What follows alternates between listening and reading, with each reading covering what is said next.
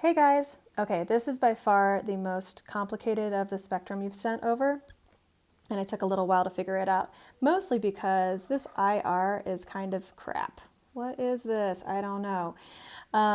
So we're going to use this very minimally to help us out.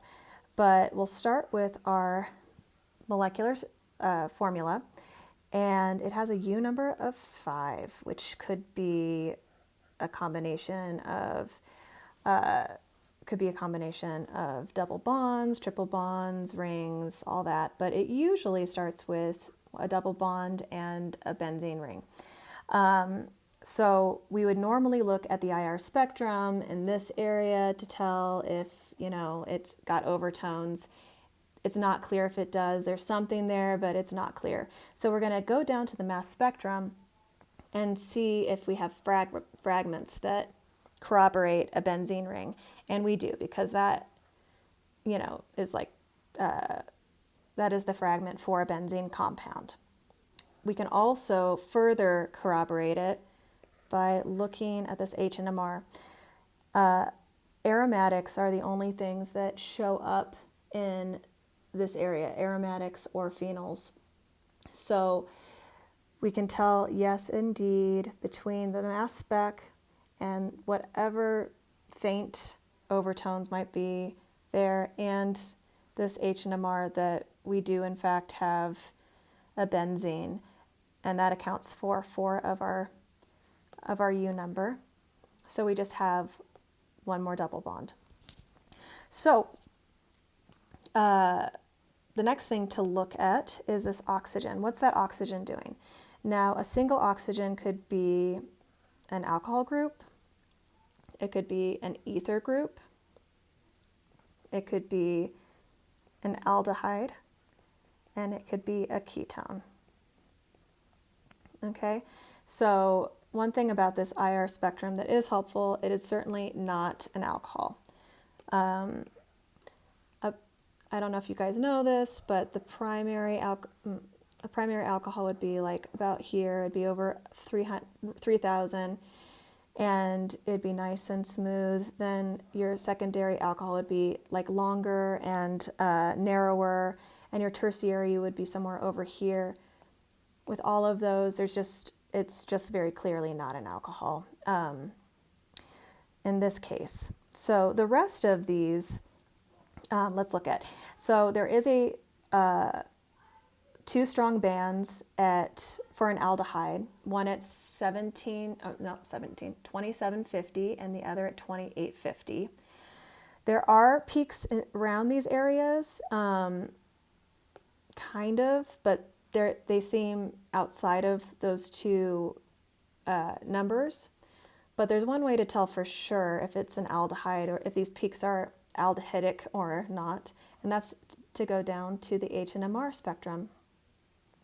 And an aldehyde would show up here at 10, which it does not. So it is not an aldehyde. I'm going to cross out the aldehyde. So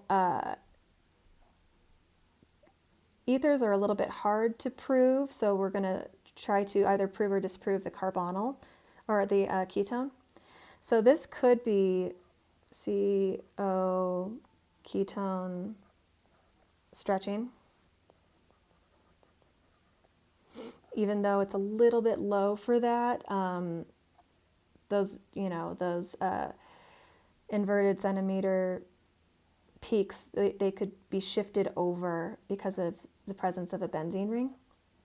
So we're going to look over here at the CNMR, because an H&MR, a ketone doesn't show up on H&MR because there is no hydrogen on a ketone, but there is a carbon on a ketone, and that shows up between 185 and 220. And look, we've got a beautiful signal here at 200 exactly, right in the middle. So that is in fact a ketone, because an ether would show up somewhere in this area and somewhere in this area, and there are no signals on either of those spectrum. So it's not an ether, and it is a ketone. And we're going to just replace this double bond over here with a ketone, which has a double bond. And now all of our U numbers, all of our unsaturated numbers are accounted for. So now let's look at how many carbons we have. Between these two, because this is R, we don't know how those, what's on either end of those. We just know that this accounts for 7 carbons.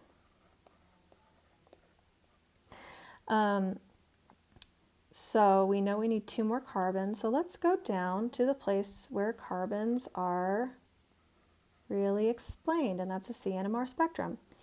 And look at our signals. And look, a CH3 and a CH2. We don't have a CH3 or a CH2 represented in our benzene or our ketone. So that means that that's the rest of our structure is going to be a CH3 and a CH2.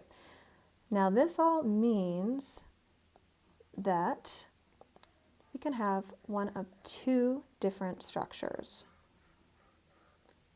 There are 2 possible structures, and I'll show you why there's not more than that. Okay, we could have one with a ketone here or one with a ketone here. Dang it, I hate how that works. Okay, so it can't be something like this with a ketone over here and a methyl over here, because we wouldn't have a CH3. I mean, not CH3, we wouldn't have a CH2. So these are the only structures, this number 1 and number 2, that have a CH3, a CH2, and our ketone, and exactly the right number of carbons and hydrogens and oxygen. So it's got to be one of these 2. So the difference between them, how we can tell which one it will be by looking at the multiplicity of these signals. All right, and this is for H and MR. So this is a CH3, this is a CH2, CH2, CH3. All right, if you remember, when a hydrogen has neighboring hydrogens, alpha to it, then it will have its signal be like split up into multiplicity. All right, and it's always, however, it's split up into how many neighbors does it have plus 1.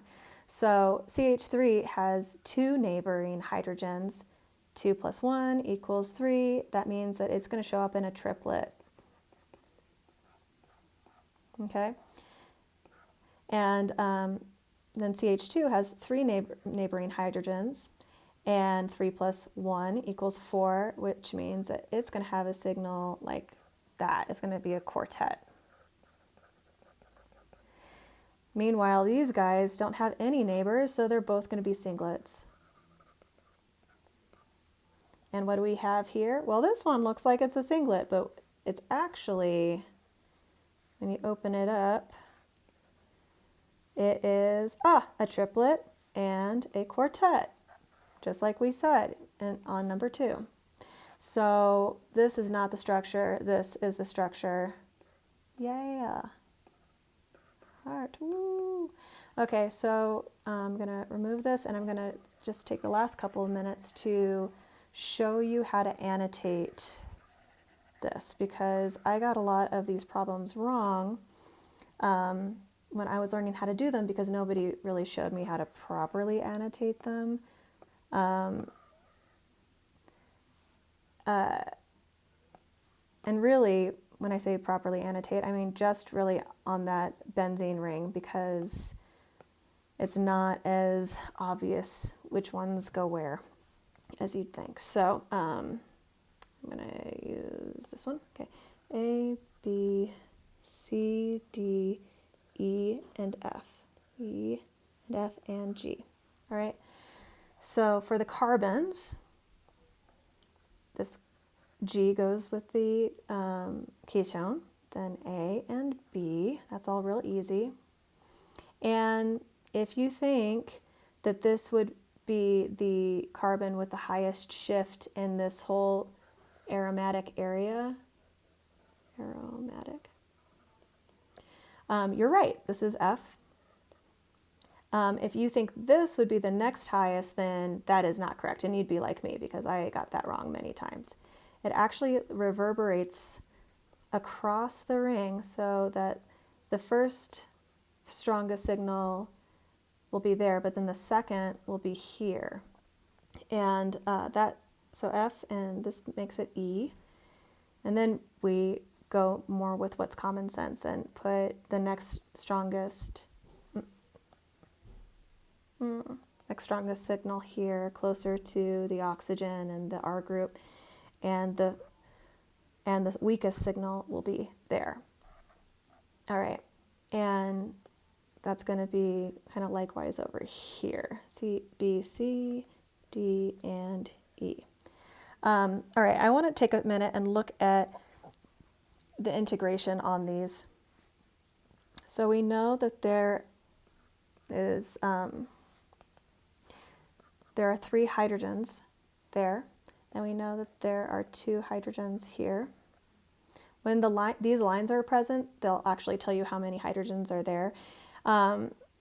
And it doesn't work on carbon for the carbon NMR, and it doesn't work if these lines of integration aren't there. But since they are here, we can use them. And so this is like the same height as the H2, so that's going to be H2 also, and this is also going to be H2. And this little guy is going to be just 1H. All right. So A and B, real obvious.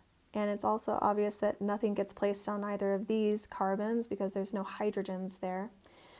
So where does the strongest arene signal go? Well, the strongest one goes here. And it has 2 hydrogens. There's 2 hydrogens there. Okay, good. Now D only has 1 hydrogen. So that shows us that, again, our second strongest signal is going to be across from the R substituted side of the ring. So first, second, and then third strongest, C, will go here.